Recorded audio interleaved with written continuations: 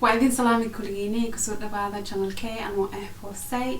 maanta waxaa jeclaan lahay intii oo kulligiini horta ku cusub oo channelkan ku cusub intii kulligiin dhaho aada u mahadsantihiin intii subscribe igu sameeyeen waxaa filaa hada iyo wixii ka soo dambeeyo intii oo isla xiriireyno isla hadleyno oo wax la isku tari karo maanta waxaa jeclaan lahay intii oo ka hadlo wax oo qofkan iyo jabka leh oo aadirawo intii ogaatid dadka oo jabka haastaan waa idin tuuga ha ku dhihina snap out of it ama iska soo istaajisaan amal fikradaadi iska jooji sababtoo qofkaas ma joojin karo fikradiisi fikrad oo aad iyo aad dhibaato u leh waaye horta tan maxay tusin kartaa dadka qofka uu dhahayo iska soo iska joojisaan aad ka fikirayso just try to be happy qofka saas dhahayo waxay ku tusinaysaa qofkan intuu wax uu kasaynin waxna uu fahmaynin arinta jabka sababtoo wixii oo qofkan kale jabka haasto oo dareemayo ma ogtid mana kasaysid mana isku dayosid intii fahantid intii ku dhahdid macnaha iska bixi sheekadan ma fiicno taasna hadii oo weligaa qofku dhahday iska raali geli wax fiican ma aha si kasta qofkan hadduu wax kasta sameeyo waa idintuuga qof ha ku dhihina iska bixi iska joojisi adita saan ka fikiro horta depressionka ama jabka markasta muhiim ma aha intii ay sabab lahaato so markasta ma laha intii ay macnaha qofkan jabka haasto intuu uu ku sheego sababtii asikan ama iyada tan ugu dhacday marmar way iska dhacdaa dadka oo macnaha caadi bas way iska nool yihiin wax kasta way sameynayaan dadaa jira oo wax kasta haastaan lacag guri wixii adi macnaha dadka badna ay ka fikiraan mustaqbal way arooseen guriyay haastaan lacagay haastaan wax kasta way haastaan weli way ku dhici karaan jab oo weli way haasan karaan jab dadka badna kan ma fahmayaan sababtoo badna dadka qaar waxay dhahayaan why ka adikan ku haasaa wax kasta haasata wax kasta ku riyoon kartid waa heshi maxaa weli jabka maxaa markasta saan iska dhigo waxaa rabaa intii ogaatiin intii macnaha sabab u lahaynin jabka so markasta sabab ma laha jabka marmar way dadka caadi way ku dhacdaa bas jabka iyo murugta isku hal ma aha depressionka iyo sadness isku hal ma aha sababtoo horta murugta caadi waay murugta way dhici kartaa hal maalin murug waa ku qaban kartaa maalinta labaad murug waa ku haan kartaa maalinta saddexaad waa iska fiicnaan kartaa maalinta shanaad caadi noloshaaga kusoo noqotay laakiin jabka wax macnaha la nooshahid waay wax oo markasta ku haayo markasta macnaha iska dhex aragtid waay so taasay ku kala duwan yihiin qofka jabka haasta saasuu macnaha ka codeysta intii ogaatid jabka si macnaha videogii hore camal aan ka sheekeeyay intii macnaha week isbuucyaal bilal marmar sanadooyin xataa oo macnaha iska dhex aragtid waaye marmar xataa qofka dabeecadiisa way bedelmaysaa si dadka kale u dhaqmayaan wuu isbedela laakiin murugta haddii macnaha hal maalin murug iska dhex aragtid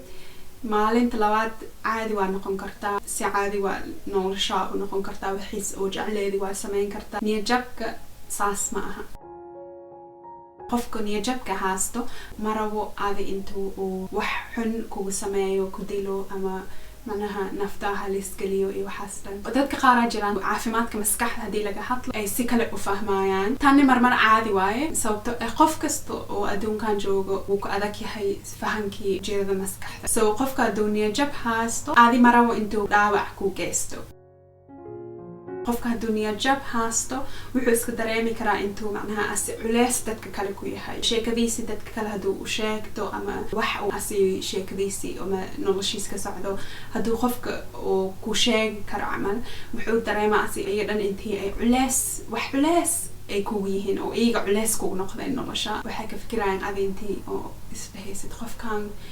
caawis badan u baahan yahay markasta kanuu iga rabaa markasta saanuu rabaa saasay macnaha iska dareemayaan waxaa fiican qof hadduu kuu sheegta intuu jab haasto ama jab ku dhacday intii oo ula hadashid oo isla hadashiin oo wax meesha macnaha isku dartiin oo isla fariisto koob shaah soo samaysatiin adina hadduu ku haayo iyagana macnaha ula hadal sababtoo haddii waxa laga hadlo markaas caadi ay noqonaysaa wax oo macnaha laga shiixo ama wax oo ceeb ma aha. Jabka caadi waaye, qof kastana way ku dhici kartaa. So haddii ka hadli kartid, haddii qofka macnaha dhageysan kartid, aad iyo aad ay u fiican tahay.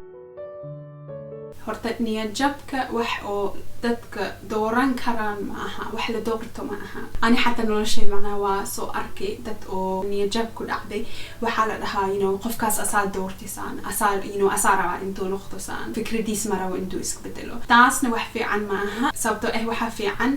intii qofta fahantid ama wax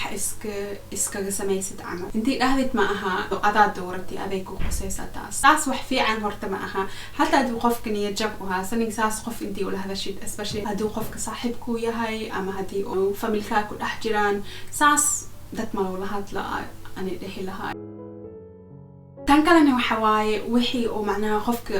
qof hadduu horta niyad jab haasto, wuxuu asi u fahmaayo oo wax ay macnaha lagu guuleysto tahay.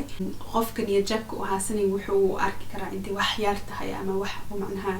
saas u weyn u ahayd. laakiin qofka niyad jabka haasto hadduu wax yar hadda sameeyo oo asigu faraxsan yahay, wax uu weynay u tahay agtiisa. tan waxa waaye sababto qof haddii niyad jab ku dhacday, inta sariirta hatay kasoo kacaan subaxdii aad iyo aad ayaga isla dagaaltamayaan. sababto subaxdii ma soo kici karaan, oo haddii subaxdii sariirta kasoo kacday iyaga macnaha isfiiriyaan oo cunto cunaan oo shaqadood aadaan, taas wax weynay u tahay qofka niyad jabka haasta. laakiin qofka kale wuxuu arkaa oo tan waxaan wax oo maalin kasto dhacaysa waaye, wax oo saas oo guul weyn ma aha.